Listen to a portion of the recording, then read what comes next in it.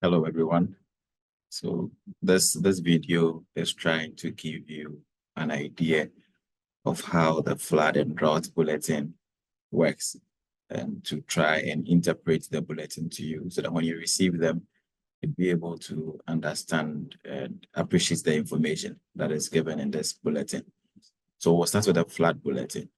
When you receive the bulletin, you always have three maps. The first map is for the meteorological information. So we are looking at the extreme precipitation within these areas. It covers the regional administrative boundary. And so if we're expecting heavy rainfall within anywhere in the region, then the impact that it will make on that area will be seen for the entire region. We also look at the hydrological information that is looking at river floods within the Volta Basin catchment area. And so you have the two of them, and these two will be merged together to get the combined bulletin, which will have both the extreme precipitation and then the impact from river floods together to have the combined assessment of the precipitation and floods within the Volta Basin. So what we do in Arden is that if we consider an area, let's say in the Volta region, the meteorological part is giving us no impact, but the hydrological part is giving us a medium impact. So what we do is that we take the worst case scenario as the combined assessment. So you pick the highest amongst the two to be the one that will appear in the combined assessment. So when you pick this, you look at first the meteorological information, you look at the hydrological information, then you now look at the combined assessments. That's for the flood bulletin. And what we do with this is to try and let you have an idea of how all of these products work. That is from meteorological to hydrological before we combine them to give you the combined assessment for the area. Now, in calculating the impact, this is what we do. We use population to calculate the impact. So if the area where we are looking at, that the regional administrative boundary, we consider the entire population in the area and no person will be affected by the flood condition, then we give it a green color. If less than 0.5% of the people will be affected, then we give it a yellow color. If we have less than 5% of the people or 10,000 people being affected, then we give it the orange color.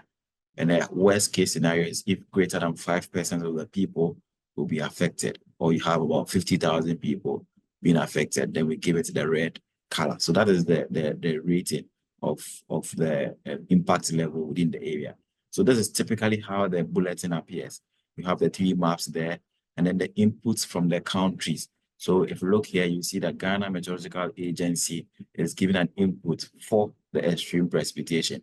And then the Ghana Hydrological Authority is also giving an input for the river floods. These two will be merged together. And then the VBA, which is the Volta Basin Authority, will now give an outlook overview for the entire Volta Basin, which is the 6 countries. So you have the outlook for the 6 countries, and you have the input from the individual countries, which will be from the meteorological institution and the hydrological institution. This will at least give you information on the specific areas where there's a possibility of flooding or extreme precipitation being experienced in the next 5 days. So this bulletin is for 5 days. You receive it twice every week, Tuesday and then on Friday, and it is valid for 5 days.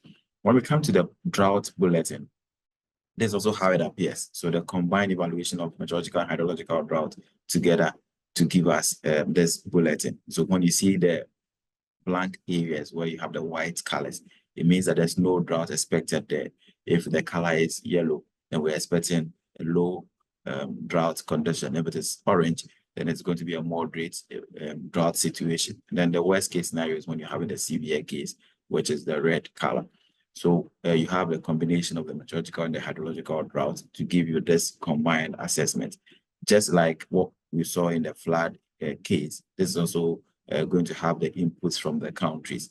And so you have the assessment of the drought conditions there, the outlook from the Water Basin Authority, and then the inputs from the countries for meteorological and then the hydrological institution. And we're also adding the Environmental Protection Agency because they're also doing something on drought. So they also have their inputs there. And this will all come together as the bulletin for drought.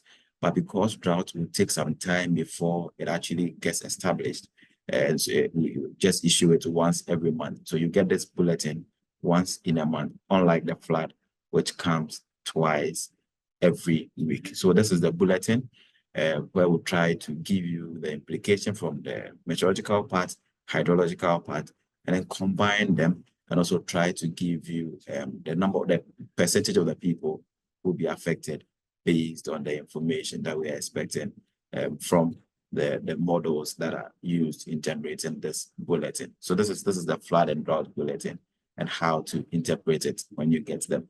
Thank you.